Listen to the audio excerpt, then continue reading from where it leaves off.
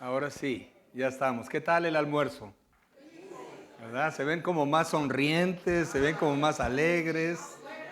Así es como debemos estar todo el tiempo, ¿verdad?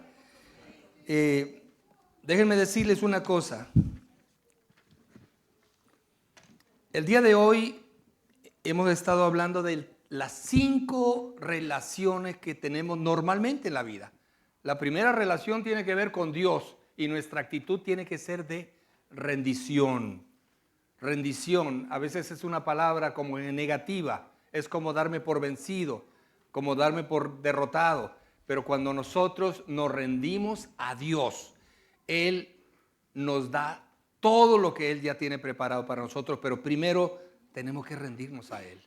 Cuando seguimos luchando en nuestra propia fuerza, aunque vemos que no está funcionando, y ahí estamos, tenemos que rendirnos a Dios. Esa es la primera relación que tenemos con Dios.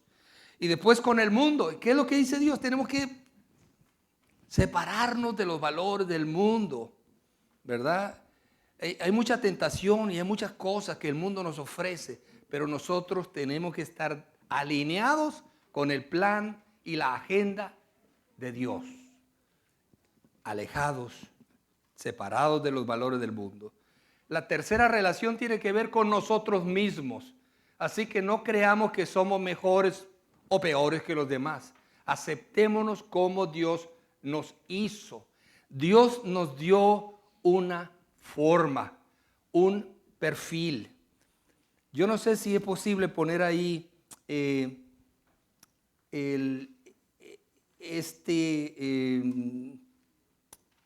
Salmo 139, 13. Salmo 100, vea lo que dice. Porque tú formaste mis entrañas, tú me hiciste en el vientre de mi madre. Dios siempre, desde el principio, sabía quiénes íbamos a ser nosotros. Él nos formó para un propósito divino. Nosotros somos únicos, somos, dice la Escritura, maravillosamente complejos. Y sí lo somos. Pero todos fuimos formados para un propósito. Él nos dio una forma. El libro de Job dice, con tus manos me formaste. Con tus manos me diste forma. Y nos dio una forma para un propósito. Nos dio dones espirituales. En el momento de nuestra rendición a Él, cuando aceptamos a Cristo, nos dio dones espirituales. Nos dio uno o dos o varios, nunca nos da todo porque eso muestra que nos necesitamos los unos a los otros. Nos dio una pasión por algo. Hay algo que nos gusta hacer en la vida, en el ministerio. Nos dio un tipo de personalidad única. Puede ser usted una persona extrovertida o puede ser una persona introvertida. No sé cuál es. ¿Cuántos extrovertidos hay aquí? ¿Y cuántos introvertidos hay aquí? Parece que nadie quiere ser introvertido. Son tan introvertidos que no quieren aceptarlo. ¿Quieren saber cuál es la mejor personalidad? La mejor personalidad es la suya, porque Dios no comete errores. Dios te dio a ti ese tipo de personalidad. Porque con esa personalidad introvertida o extrovertida puedes alcanzar a las personas que el otro, con esa otra personalidad, no podrá alcanzar. Dios nos dio también algunas experiencias en la vida. Nos dio experiencias familiares. Alguna gente nació en un hogar muy unido. Otros nacimos en un hogar desintegrado, con problemas de alcoholismo, de tabaquismo o de drogas, qué sé yo. Todos tenemos una experiencia familiar, educativas. Algunos pudieron ir a la universidad, otros solamente a la escuela de la vida o la escuela secundaria, primaria, ¿no? Todos tenemos experiencias laborales. Algunos trabajo en el campo, otros trabajo en la industria, otros trabajos de oficina, otros ejecutivos. Todos tenemos experiencias. Pero hay un tipo de experiencia que Dios usa mucho y esa es la experiencia que causa el dolor.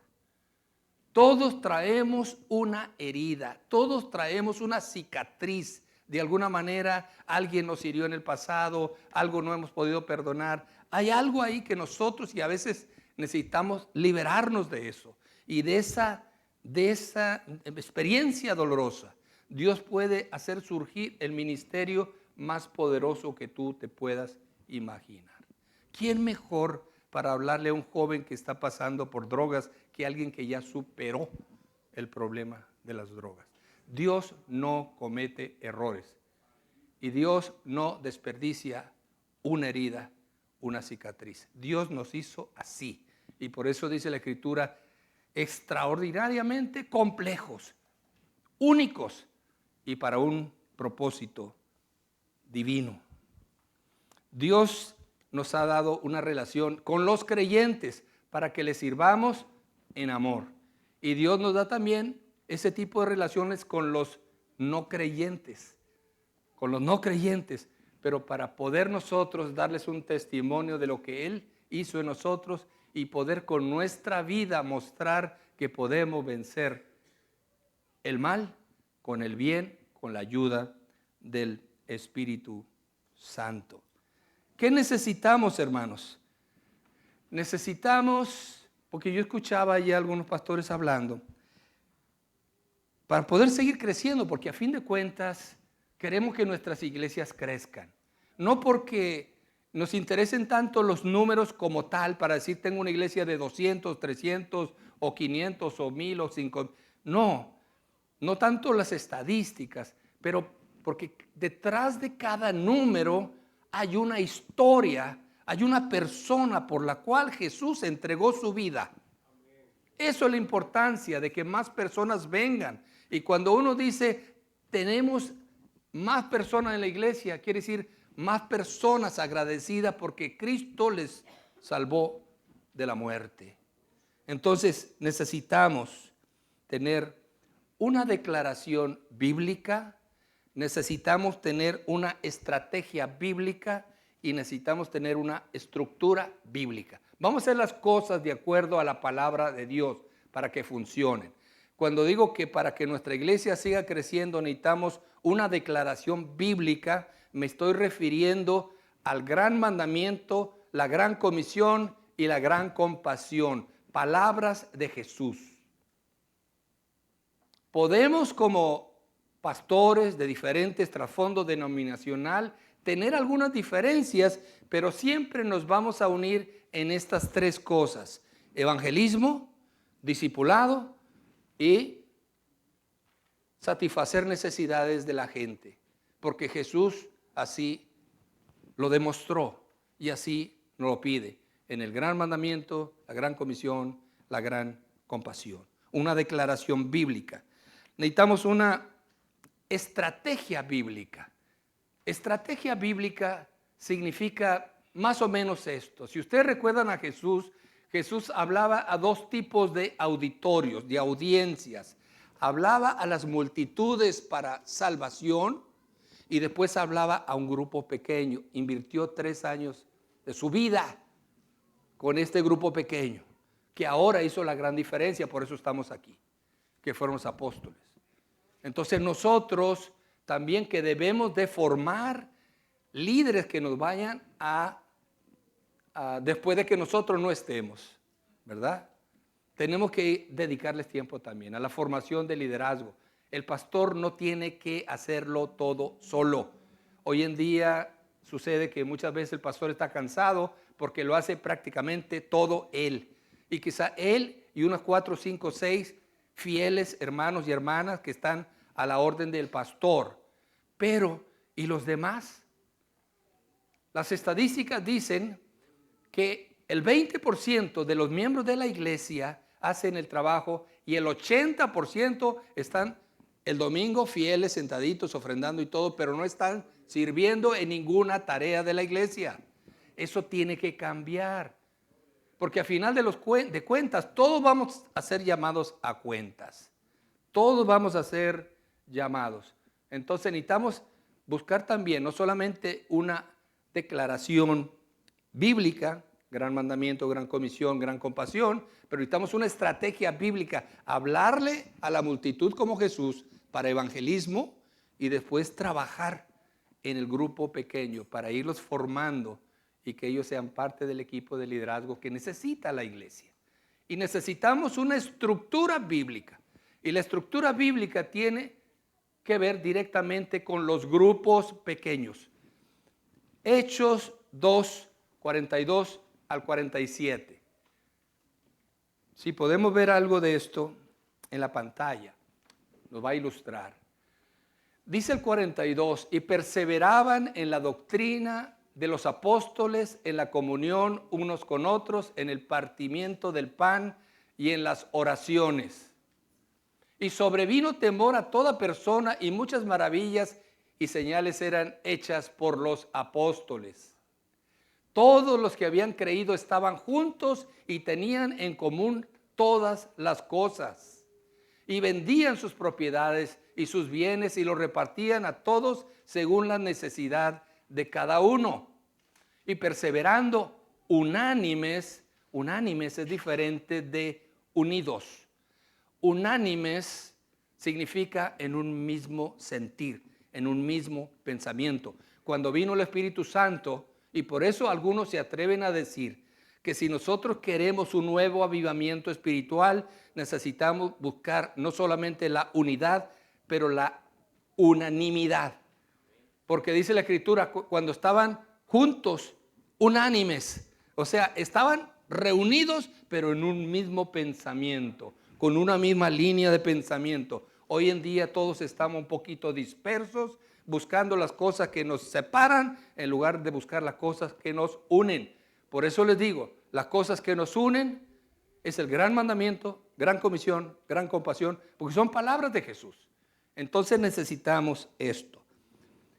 Y luego dice el 2:47, y alabando a Dios y teniendo favor con todo el pueblo, y el Señor añadía a la iglesia, cada día a la iglesia los que habían de ser salvos. Queremos que la mano benéfica de Dios esté sobre nuestra vida y nuestro ministerio. Ahí está la respuesta. Ahí la tenemos. No tenemos que ir a ningún libro de Rick Warren, de Chip Ingram, nada. Es la palabra de Dios que nos habla, que nos está diciendo. Simplemente tenemos que ser obedientes. Obedientes. Entonces, estamos hablando ahora, ¿cómo experimento una comunidad auténtica? Esta es la cuarta característica de un discípulo conforme a Romanos 12. Ya hablamos de las otras 4 o 3. Hablamos de la rendición, hablamos de separarnos de los valores del mundo, hablamos de hacer un análisis honesto de nosotros mismos. Tenemos que hablar de cómo experimentar una verdadera comunidad, una comunidad auténtica. Y esto se trata de cómo está nuestra relación con los creyentes. Hay veces, hermanos, que en la iglesia tenemos un grupo de hermanos, pero que no se conocen entre ellos, se conocen algunos que otros. Por eso es importante cuando el pastor dice, bueno, vamos a comenzar, pero antes de todo, pónganse de pie, saluden a alguien ahí, ojalá que no salude siempre al mismo. Salgan de donde están de sus lugares y vayan a saludar, y siempre van a saludar al hermano, acá, al amigo acá. Saluden a otras personas que no conocen. Es la forma de buscar esa unidad y unanimidad en la congregación. Tenemos que hacerlo, tenemos que buscar esa relación y esa unidad en el cuerpo de Cristo. Entonces hablamos de esto. La pregunta es, ¿por qué tantos cristianos buenos y sinceros se estancan espiritualmente? Por esto, porque muchos cristianos no están posicionados en el ambiente correcto. Estamos hablando de que la iglesia hace un ambiente especial, un ambiente particular. Y dice la Escritura, en el templo y en las casas. En el templo es adoración. La gente viene a alabar a Dios, a glorificar a Dios como Él se lo merece. Vienen gente nueva, personas no creyentes, y cuando ven al pueblo de Dios alabando a Dios, aunque no le conocen, pueden sentir la presencia, el ambiente donde el Espíritu Santo se está moviendo y preparando corazones para cuando el pastor va a predicar la palabra. Ese es un ambiente. Pero después hay un ambiente diferente, que es en el ambiente del grupo pequeño. En aquel tiempo era templo y las casas. Las casas ahora vendría sinónimo como de grupo pequeño. Acuérdense lo que decía, la iglesia que se reúne en la casa de Aquila, la iglesia que, hablaban de la iglesia en la casa de. Hoy los grupos pequeños o células o grupos de vida, cada quien le pone el nombre que gusta, pero de acuerdo a lo que la Biblia nos enseña en Hechos 2, 42, 47, es que ahí se daba esa unidad y ese crecimiento y ese compartir y es todo eso.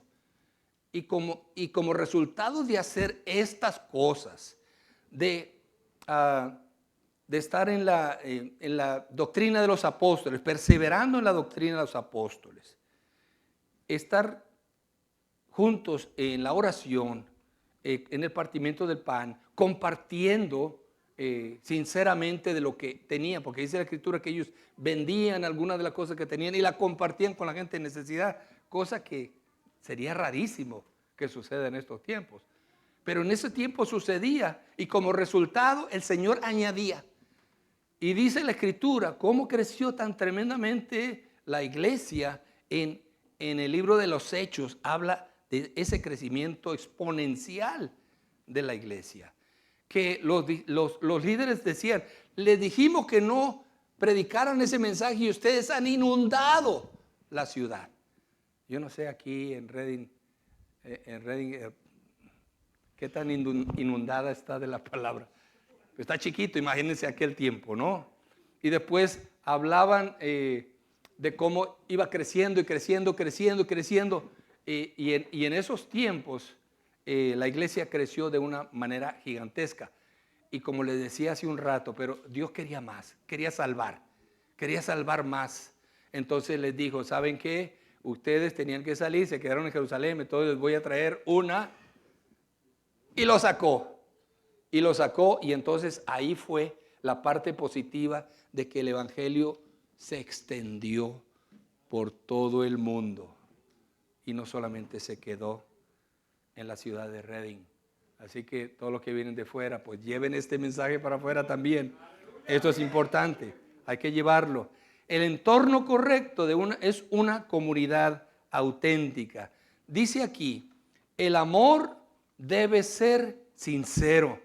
Aborrezcan el mal, aférrense al bien, ámense los unos a los otros con amor fraternal, respetándose y honrándose mutuamente. Nunca dejen de ser diligentes, antes bien, sirvan al Señor con el fervor que da el Espíritu. Alégrense en la esperanza, muestren paciencia en el sufrimiento, perseveren en la oración, ayuden a los hermanos necesitados, practiquen la hospitalidad. Entonces la comunidad auténtica se encuentra típicamente en un grupo pequeño o una célula. En ese tiempo el Señor usaba esa estructura. Yo les decía, una declaración bíblica y después les hablaba de, se les olvidó, una estrategia, una estructura.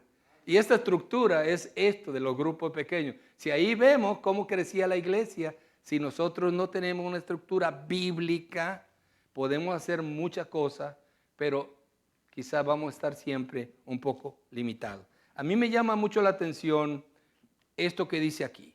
La primera parte dice, el amor debe ser sincero. ¿Qué piensan que significa eso? ¿Ah? No fingido, dice el hermano. ¿Alguien más que quiera opinar? Real, auténtico, genuino. Que sea original. que sea original, puro. El amor debe ser sincero. ¿Saben que en los tiempos antiguos los grandes escultores hacían su obra maestra? Y con aquel martillito, suponiendo que fuera algo en este material de mármol, comenzaban a esculpir la gran obra maestra y siempre había algún golpecito, algo que, alguito ahí pasó. O el mismo mármol ya de naturaleza traía algunas pequeñas fisuras. Entonces, cuentan de que los grandes escultores acostumbraban ponerle cera y con esa cera se llenaban todas esas grietas, todas esas fisuras y las imperfecciones que tenía. Cuando terminaba esa obra, se veía preciosa, estaba perfecta. Pero venía alguien y compraba esa gran obra de arte y se la llevaba a su casa. Pero cuando salía el sol, la cera comenzaba a mostrar esas pequeñas grietas, fisuras, imperfecciones. Por eso el amor tiene que ser sincera, auténtico, genuino, puro, real. Eso es lo que nos quiere decir aquí el apóstol. Toma en cuenta que no todos los grupos pequeños logran crear una comunidad auténtica. ¿Por qué dice esto? Básicamente estamos diciendo que hay grupos que se reúnen y principalmente se reúnen para platicar las cosas que están sucediendo. Yo no dije chisme, pero a veces se reúnen para pasarla bien, platicar, y no es para estudiar, no es para crecer, no es para compartir. Cuando hay un grupo pequeño, auténtico, ahí se vuelve como una pequeña familia. Y cuando mi hermano me dice, fíjate que me quedé sin trabajo, el grupo está viendo cómo le ayuda, cómo lo apoya. Fíjate que mi automóvil se descompuso, alguien está diciendo, mira, si quieres yo llevo a tu hijo a la escuela.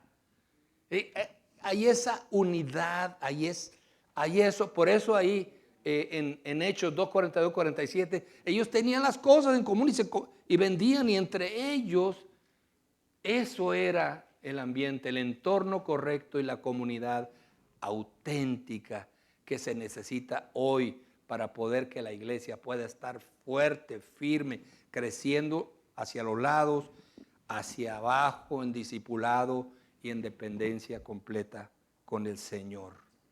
Eso es lo que nos hace falta. La comunidad auténtica ocurre cuando servimos, no por obligación, pero en amor. No podemos ir a la deriva. Al formar una comunidad auténtica se necesita intencionalidad y disciplina. Y eso es lo que muchas veces nos falta, ser intencionales. Cuando uno hace algo sabiendo que va a tener este resultado, y cuando tenga este resultado voy a poder hacer esto otro, porque cuando hago eso otro voy a poder empezar algo más. O sea, es intencional, es a propósito, porque yo ya sé lo que puedo esperar. Y tiene que haber una disciplina. Disciplina en la vida es una necesidad obligada. Cuando uno quiere comenzar un tiempo devocional, empieza el primer día, el segundo, el tercer día ya empieza a flojear, el cuarto día, pues es que ayer me acosté tarde, el quinto día, bueno, es que tengo que irme temprano. Entonces como que ya la disciplina es problema. Todo mundo hacemos decisiones y promesas al final del año. Este próximo año voy a bajar de peso. Ya no voy a comer tantos tacos, ni tamales, ni pupusas, ni cosas así tan ricas y deliciosas, ¿verdad? Y lo primero que hacemos es que nos vamos a un centro comercial, nos compramos unos tenis Adidas y un trajecito bien bonito. Y al día siguiente salimos a darle una vuelta a la manzana, 2 o 3 vueltas. Pero como el cuerpo no está acostumbrado, el siguiente día está todo molido y ya no voy a salir. Entonces hacemos un propósito al empezar el año y no lo cumplimos porque no tenemos la disciplina y no hay intencionalidad. Por eso aquí es importante. Dice, no podemos ir a la deriva. A la deriva es como inestabilidad. Inestabilidad. ¿Qué significa servir en amor? Pongan atención a esto. Servir en amor, porque esto es maravilloso, increíble. Vean ustedes, servir en amor significa cuando el verdadero tú satisface las necesidades reales por las razones correctas y de la manera correcta.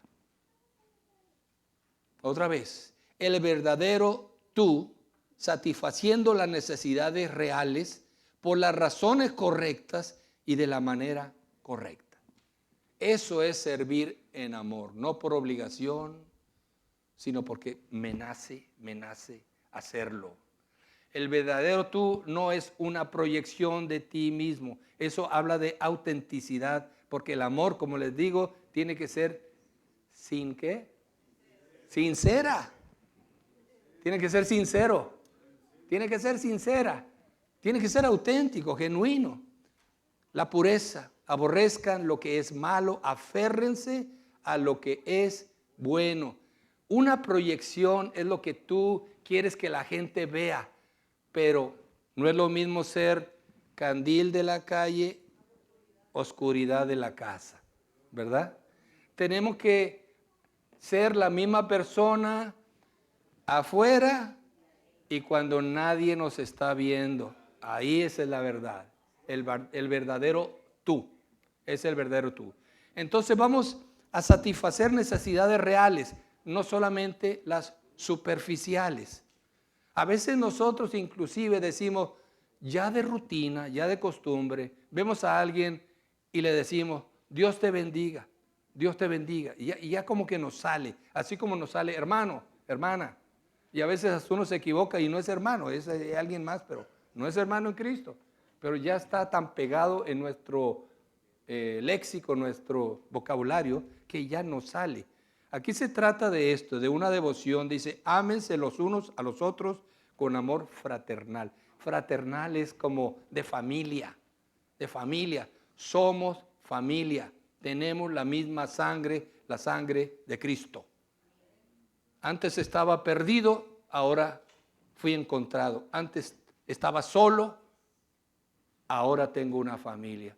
Antes no tenía esperanza, ahora tengo una promesa de vida eterna. Esa es la diferencia entre un no creyente y un miembro de la familia. Humildad, respetándonos y honrándonos mutuamente. Yo no te puedo pedir a ti algo que yo no estoy dispuesto a darte a ti. Yo te exijo respeto, pero yo no te respeto a ti. Yo no quiero que me critiques, pero yo sí te critico. A lo mejor no de frente, pero por fuera. Entonces aquí estamos hablando de que no seamos superficiales, de que seamos auténticos, genuinos. ¿Saben una cosa? Hay una escritura muy fuerte que dice Dios no puede ser burlado. Dios no puede ser burlado. Otra gente sí, podemos engañar. Inclusive la espiritualidad se puede simular. Se puede simular, si es la palabra. Porque yo puedo salir y puedo decirle, hermano bendecido, Dios, que el Señor te bendiga. Pero me sale así. Y hasta, a lo mejor hasta le paso calambres, ¿no? Así, gloria a Dios, gloria. ¿Sí? Pero ya cuando yo tengo que mostrar el compromiso que tengo con Dios, mi cercanía con Dios, el amor por los demás, ahí como que me puedo quedar corto. Entonces tenemos que ser auténticos, tenemos que ser... Y la verdad es que si tenemos algunas fallas, somos seres humanos, imperfectos, perfectibles, si le pedimos a Dios que nos ayude y nos saque y nos vuelva mejores personas, mejores padres, mejores esposos, mejores esposas, mejores empleados, mejores jefes. Él está dispuesto a hacerlo, pero nosotros tenemos que dar el primer paso, reconocer nuestra debilidad, nuestro problema, y el Señor siempre está ahí, listo. Él está fiel y listo para ayudarnos. Por las razones correctas, no por complacer a la gente. El motivo, nunca dejen de ser diligentes, antes bien, sirvan al Señor con el fervor que da el Espíritu y de la manera correcta. No es en nuestra propia fuerza. Algunas veces como que no nos da nuestra fortaleza, ¿no? Necesitamos pedir la ayuda del Espíritu Santo. Alégrense en la esperanza, muestren paciencia con el sufrimiento, perseveren en la oración. Enfoque hacia el exterior, ayuden a los hermanos necesitados y practiquen o busquen la hospitalidad. Si no se da la situación, busquemos. Si vemos alguna persona en necesidad, pues tratemos de ayudar. De alguna manera, no porque alguien nos está viendo, como en los tiempos de Jesús que decían, así son los fariseos, que hacen oraciones largas para ser escuchados, que hacen esto para ser vistos. Nosotros no necesitamos complacer a una audiencia de uno, que ese es el que nos está viendo todo el tiempo, ¿verdad? Y entonces yo lo hago por amor a Él y no para complacer a los demás. La pregunta, ¿estás viviendo tú una comunidad auténtica? Y esto es algo que podemos analizar. Cuando decimos, además de tu cónyuge, tienes personas en tu vida que te conozcan de verdad. Todos necesitamos un amigo cercano que le podamos confiar algunas cosas que no podemos confiarle a los demás. Gente que realmente ha mostrado cariño, amor por ti, te quiere tal como eres. No te está tratando de siempre criticar, de señalar y de buscar. Así tal y como eres, así te aman. Y ellos son aquellos que te pueden decir la verdad. Por eso son los amigos. Uno dice, es que siempre me está diciendo, alguien te tiene que decir, y a veces es la esposa, a veces es el esposo. Tenemos que entender, ¿no?, que necesitamos todos esa vocecita de un lado y esa del otro lado, ¿no? Por acá te dicen, no hagas caso. Y por otro lado está la conciencia, ¿no? Alguien que te puede decir la verdad. Te animan. Podrías llamarle en medio de la noche a alguien. ¿Quiénes son? Si yo les preguntara, hermanos, hermanas, si tú tuvieras, son las 11:30 de la noche, y tú tuviste un percance aquí en el semáforo y alguien te pegó o tú pegaste con otro automóvil, ¿quiénes son esas 3 personas que no sea tu esposa, tu esposo o alguno de tus hijos? ¿Quiénes son esas 3 personas a quien tú te animarías a llamarle para pedirle ayuda, sabiendo de antemano que te van a decir, ahí voy? ¿Quiénes son? ¿Tienen a alguien así? Esos son los verdaderos amigos. Esos son los verdaderos amigos y todos los necesitamos. Son gente a las cuales tú les sirves y ellos también te están sirviendo de alguna manera. Hay reciprocidad, hay cariño, hay respeto, hay apoyo. Los líderes deben aprender a recibir una comunidad auténtica tanto como la brindan a los demás. No es nomás de aquí para allá, pero de allá para acá también. De aquí para allá, de allá para acá también, ¿verdad? Este es el compromiso que debemos hacer como pastores y como líderes. Así que bueno, vamos a ver si nos comprometemos a ir más allá de las relaciones superficiales y a vivir en una comunidad auténtica, sirviendo a los demás en amor. En amor. ¿Podemos hacer ese compromiso? ¿Pueden levantar la mano? ¿Podemos hacer el compromiso? Muy bien, vamos avanzando. Y aquí viene el último punto. Y aquí viene el último punto. Y el pastor Zapata viene bien cargado para terminar con este último punto. Aleluya. Oí un aleluya por allá, no hay otro aleluya por aquí. Oye, amén. Aleluya, démosle un aplauso al Señor. Yo siento el aplauso, debiera ser bueno porque el almuerzo ya fue muy bueno. Gloria a Dios. Aleluya. Bueno, entonces yo creo que hemos tenido un tiempo maravilloso, aprovechando Cuando yo estoy escuchando al pastor Tames, yo he tenido una bendición única porque yo he tenido que escucharlo a él en Dominicana muchas veces, lo he escuchado en Puerto Rico, lo he escuchado aquí, lo estoy escuchando en todos lados y cada vez que lo escucho retengo algo más. Otra vez cojo algo más y yo me la paso. Por eso ustedes me ven que yo no me muevo y estoy tranquilo cuando él está hablando, porque yo estoy tomando para mí, pues yo soy un pastor también que necesito recibir. Pastores estamos siempre dando, necesitamos recibir. ¿Cuántos han recibido líderes y hermanos? Amén. Bueno, ¿cómo vencemos el mal dirigido en mi contra? ¿Cómo? A mí me gusta la palabra cómo porque yo intenté hacer una harina de maíz, porque yo decía, veía a mi esposa haciendo una harina rica de maíz, y yo decía, yo voy a hacer una harina de maíz porque ya yo sé cómo ella lo hace. Ella lo que hace es que ahí pone harina, pone leche, canela, esto, lo otro. Yo dije, yo lo voy a hacer. Y agarré y eché harina, le eché la leche, le eché todo ingrediente, una carita de limón, le eché vainilla. Y yo hice un pegote tan duro que salió como una piedra. Entonces tuve que humillarme y ir donde Wendy y decirle, oye, ¿cómo hago una harina? Entonces ahí ella me dijo, mira, lo que pones el agua, echas la harina, comienzas a mover la harina.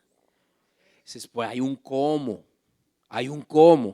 Lo más importante es saber cómo hago yo esto. ¿Cómo puedo yo vencer el mal dirigido en mi contra? Y por eso el texto dice sobrenaturalmente, porque naturalmente nadie dice, oye, perdóname. Ay, qué rico es perdonar, qué maravilloso, me siento feliz de perdonar. Así es que lo hace. Es un reto, es un desafío, es una decisión. Así que, y es una virtud.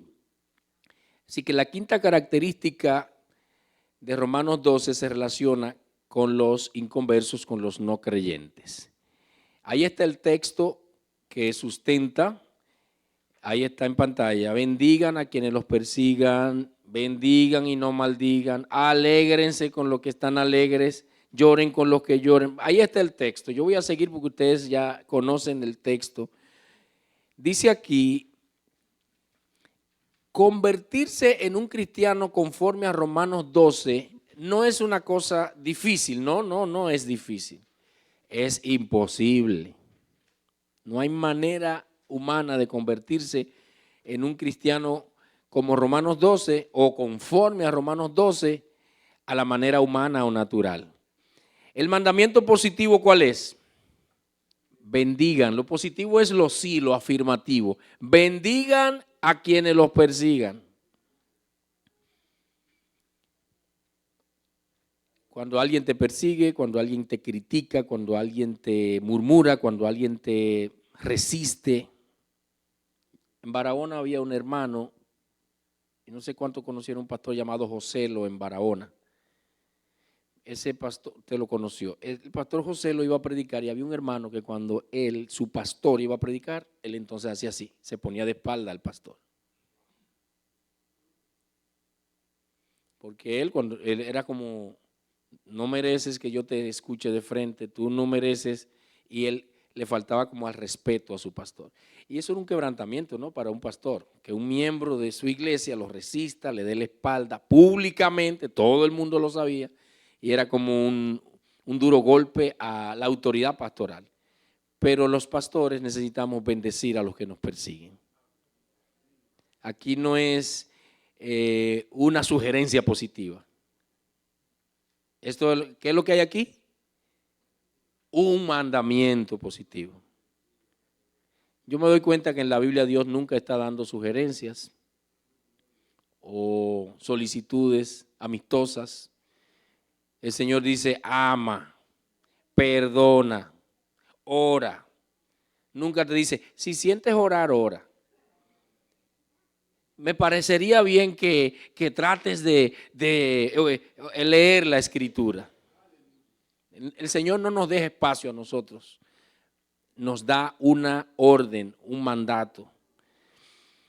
Perdón es la manera de nosotros bendecir a los que nos persiguen. No hay ninguna manera humana de bendecir al que me resiste que no sea a través del perdón. Lo segundo es que cuando uno se alegra con los que están alegres y llora con los que lloran, se está identificando con ellos. La identificación, una persona que tiene la naturaleza del Señor en su vida, se identifica con la alegría o el dolor que tienen los demás. La asociación que dice aquí, vivan en armonía los unos con los otros, no sean arrogantes, sino háganse solidarios con los humildes y no se crean los únicos que saben. ¿Cuántas mujeres maravillas y cuántos hombres increíbles, cuántos supermanes hay en las iglesias? Yo he visto iglesias que la gente, pues, con la actitud que asumen, soy de tal iglesia, soy de tal ministerio, soy de... ¿No se han dado cuenta ustedes de eso? Y le nota a usted como un espíritu como soberbio en ellos. No es el espíritu de Cristo. El espíritu de Cristo no nos hace a nosotros sentirnos exclusivos y únicos. Yo doy gracias a Dios por la vida del pastor Támez y su ejemplo. Cuando a veces yo tengo que ir a alguna ciudad para coordinar algunos de los seminarios de él, ¿y quién es que viene? Entonces yo le digo, no, el pastor Támez es esto, lo otro, y le doy el archivo de pesado que tiene el pastor Támez, pero él no me pide a mí, mira, dile allá que yo soy un duro, dile allá que yo soy lo máximo, dile allá que esto. A mí pues me gusta pues dar referencia y decirle a los pastores y decirle a los líderes, pero no es que él como que está buscando eso ni vendiendo eso. Y yo doy gracias a Dios por él y lo digo públicamente para la gloria y la honra de nuestro Dios. Amén. El mandamiento negativo es un no que hay aquí. Primero hay un sí y después hay un no. No paguen a nadie mal por mal. No tomen la venganza. En la Biblia hay varias cosas que dice que son exclusivas del Señor. Y una es la gloria y otra es la venganza. Señor, no tome la gloria de allá, mía, y tampoco coja la venganza contra tu hermano. ¿Qué les parece? Dos razones de peso porque las represalias personales están prohibidas en la Biblia. La primera es que cuando nosotros tomamos venganza por nuestras propias manos y castigamos por nuestras propias manos, estamos usurpando la posición de Dios. Le estamos diciendo al Señor, oye, el juez no eres tú, soy yo. Y a nosotros nos gusta hacerlo de la forma siguiente, y usted me lo explicaba ayer. Si alguien me critica a mí, a mi ministerio, y habla de mí, dice algo, entonces yo estoy deseando que algo malo le pase. Para que cuando el juicio de Dios, tú ves, ya Dios está cumpliendo. Y hay muchos de nosotros que estamos deseando el mal para otro. Eso usurpa el lugar de Dios.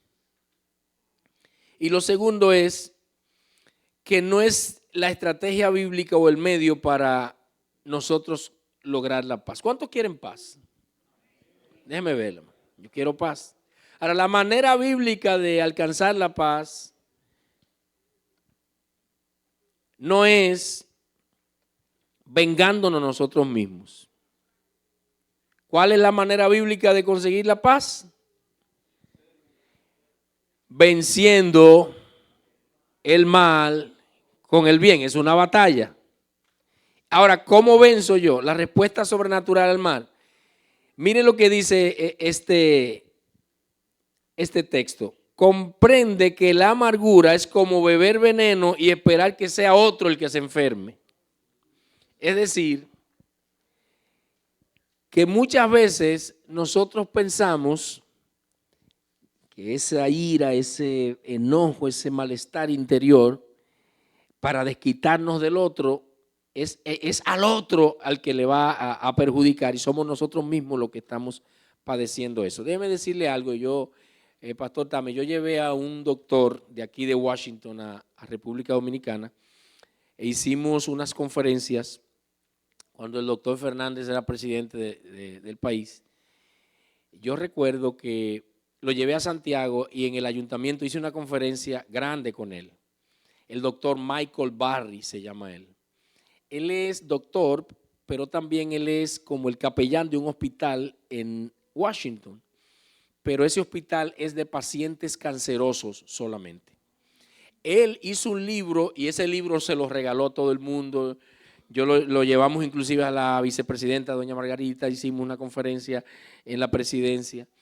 El doctor Michael Barry enseñó lo que él está viviendo en ese libro que él escribió. ¿Qué encontró él? Los pacientes cancerosos de ese hospital que él trabaja con ellos, él encontró que casi todos los cancerosos que estaban allí tenían amargura por algo, o no habían perdonado a alguien de algo, o habían tenido experiencias muy traumáticas, y él encontró en la consejería y en la dinámica relacionándose con ellos y hablando con ellos y escuchándolos, que tenían o rencor, o querían matar a alguien, tenían muy enojo, una relación que se rompió, una traición grave, una quiebra grande, un golpe muy duro que se había quedado atrás guardado.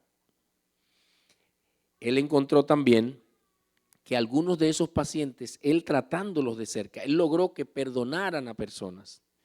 Y dice el doctor Michael Barry, que él lo hizo de manera científica, que muchos de esos pacientes, algunos de ellos se recuperaron.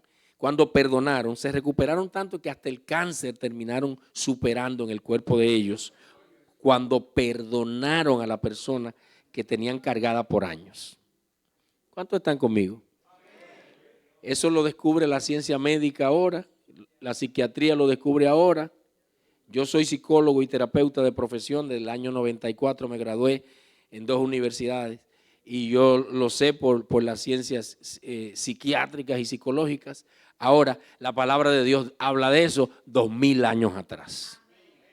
Lo que Dios dijo lo vinieron a descubrir. Ahora, es que el dolor que cargamos dentro y la amargura que tenemos dentro es un veneno que nos enferma y nos daña a nosotros mismos. Eso hizo el doctor Michael Barry. Voy con Gigi Ávila. A mí me dicen algunos pastores, ahí viene ya con Gigi Ávila. Yo tengo que hacer memoria de él porque pues trabajé con él y aprendí mucho de él. Porque no era solamente un predicador del evangelio, ni era un mercader del evangelio, ni era un ministro que andaba buscando ofrenda o púlpito o algo. Era un verdadero siervo del Señor Jesucristo. Y ustedes saben que a él 2 de sus hijas murieron trágicamente. Una murió en un accidente en Venezuela, Noemí, que ahorita estaba hablando con alguien allí, y Ilia, que murió asesinada en la Florida por su esposo. Cuando él recibió la noticia, fue muy duro para él, y él tenía campaña la otra semana en República Dominicana para donde nosotros iba. Y recuerdo que después que pasó, y ustedes lo saben porque eso es público, él fue a la cárcel donde estaba preso este hombre y solamente fue a decirle que lo perdonaba de todo corazón. Matarle su propia hija, y fue y perdonó a ese hombre.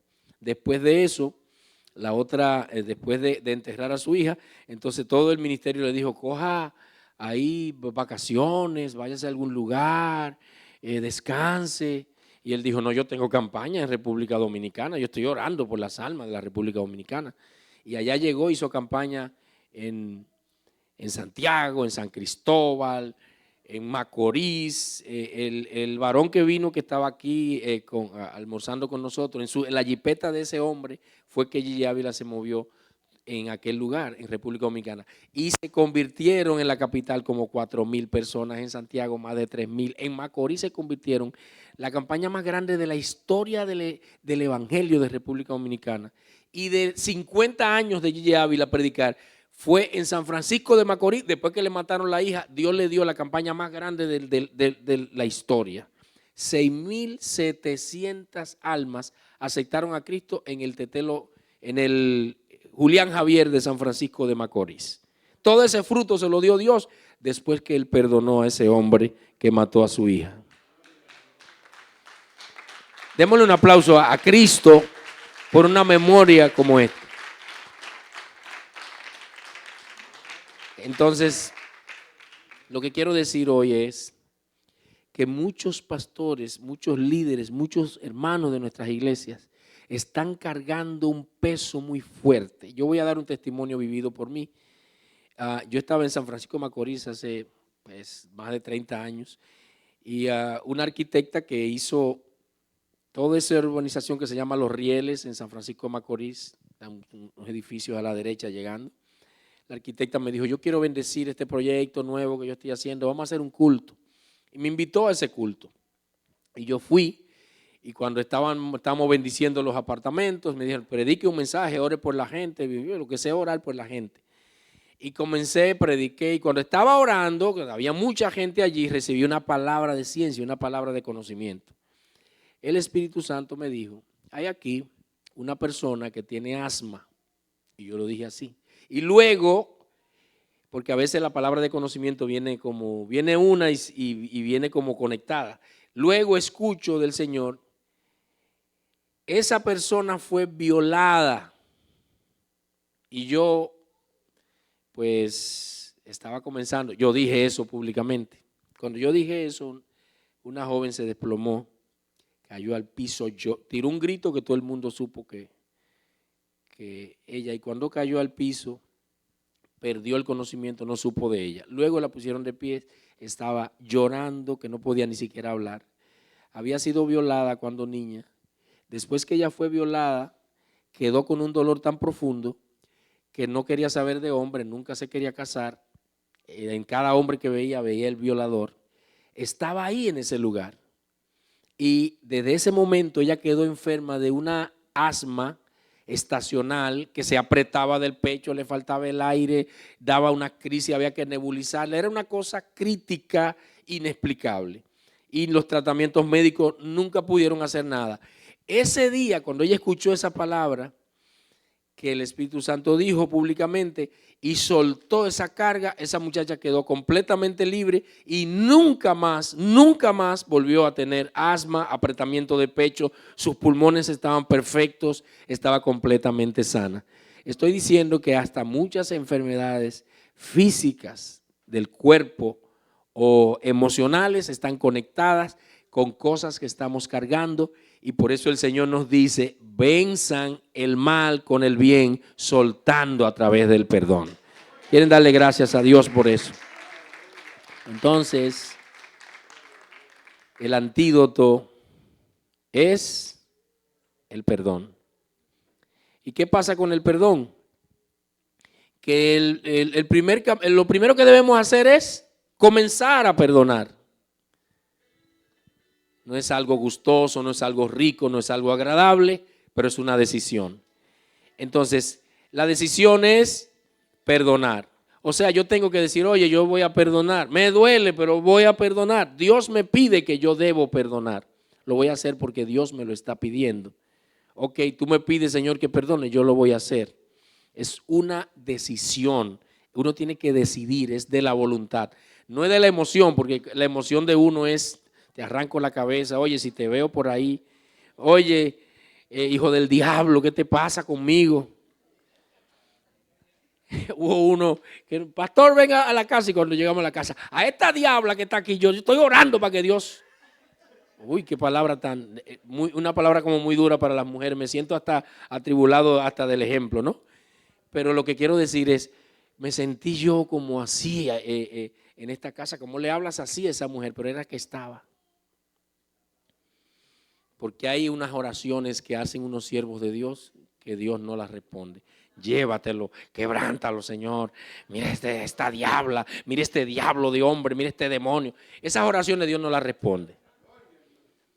Porque vienen de un corazón con amargura, con dolor. Dios no responde a esas oraciones. ¿Cuántos están conmigo? Déjeme ver la mano levantada de los que no se han ido. Entonces es una decisión, decidimos perdonar. Y es un proceso, seguimos perdonando. Es un proceso porque a veces, oye, no te di el 100, pero te di el 50, decidí hacerlo. Y después está perdonado. ¿Cómo sabemos que alguien perdonó? ¿Alguien sabe aquí? ¿Cómo sabemos cuando tú tienes una herida que ya cicatrizó? ¿Cómo sabemos si te duele o no te duele? Que ya no duele, tú le pasas el tacto. Es cuando podemos testificar, cuando podemos hablarlo, cuando podemos decirlo. Yo tenía esto, me pasó aquello, y yo solté eso y Dios me hizo libre y ya puedo hablar de eso. porque estoy libre de eso. Alguien puede darle gracias al Señor Jesucristo. A mí una vez me hicieron unas intrigas en República Dominicana que me costó perdonar. Lo primero que me hicieron fue, en mi época yo estaba predicando el evangelio profundamente, limpiamente, puramente.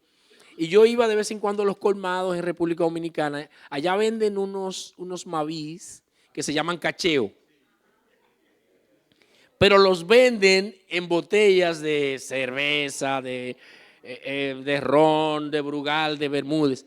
Y yo estoy predicando mi evangelio puramente. Voy a mi colmado, compro 2 coconetes y busco mi cacheo en una fría, como una cervecita Presidente, que ahí la vendían. Y lo grande es que el cacheo burbujea, tira burbujas arriba. Y cuando me vieron a mí, obispo Faña, con esta cosa, ay, mira el evangelista Zapata, wow. Y mira que está predicando, velo con una fría, ¿cómo está? Gracias a Dios que no habían celulares, porque si me agarran con la foto, me acusaron de que yo me había bebido una cerveza fría y yo había disfrutado mi Maví con todo mi corazón. Me costó perdonar y soltar la carga. Y nos pasa a nosotros y es la manera de Dios, ¿no? ¿A cuánto le ha pasado que han tenido que perdonar aquí? Ahora, ¿cuánto poder espiritual estás dispuesto a perder por tu amargura? Porque hay algunos que dicen, yo lo perdono, pero para esa iglesia yo no voy. Y otra cosa que Gigi Ávila me decía, cuando vayas a una ciudad y te reúnas con los pastores y vayas a hacer una campaña, si notas que hay aquí una intriga, si hay un pastor que está batallando con otros, si hay un pastor que está bravo con otro, enojado, si hay un mal comentario, no va a la campaña. Me decía Gigi Ávila, la campaña no va. Y yo decía, hermano Gigi, no, si ves que hay un bando por aquí y hay una lucha por aquí, porque hay lugares, hay ciudades que hay pastores que no saludan a otros pastores, que no, yo no puedo ver a este, no, si él está ahí yo no voy. Eso nada más allá en República.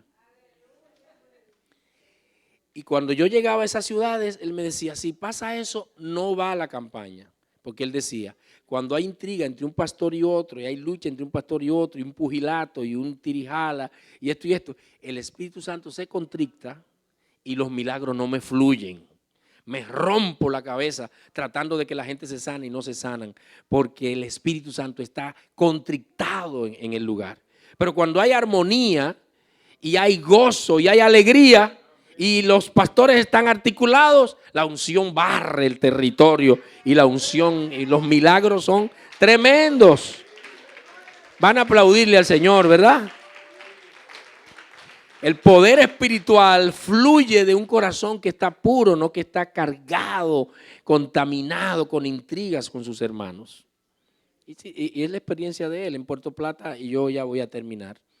En Puerto Plata él llegó y yo recuerdo nos reunimos con los pastores, hablamos con pastores y hicimos una campaña y él llegó. Habían 20,000 personas a las 3 de la tarde en un sol increíble. Y de repente Gigi Ávila, la unción estaba muy dura esa tarde.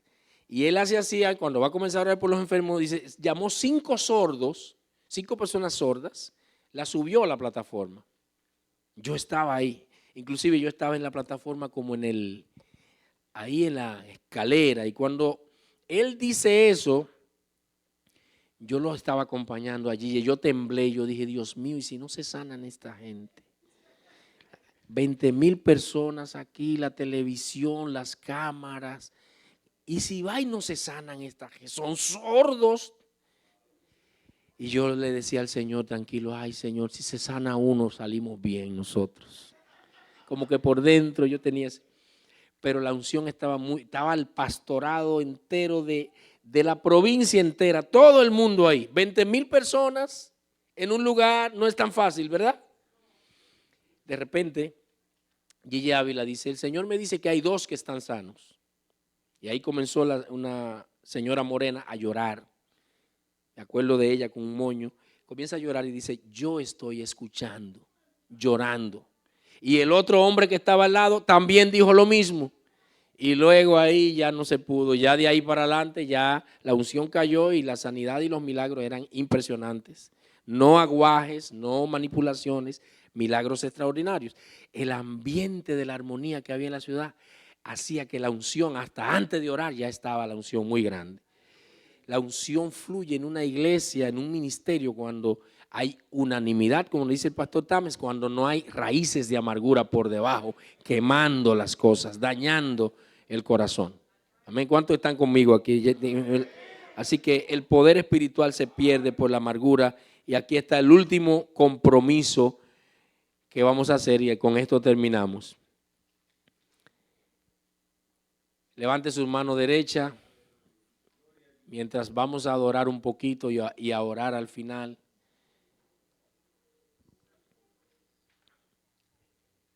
Me comprometo a confiar en el poder espiritual de Dios para comenzar el viaje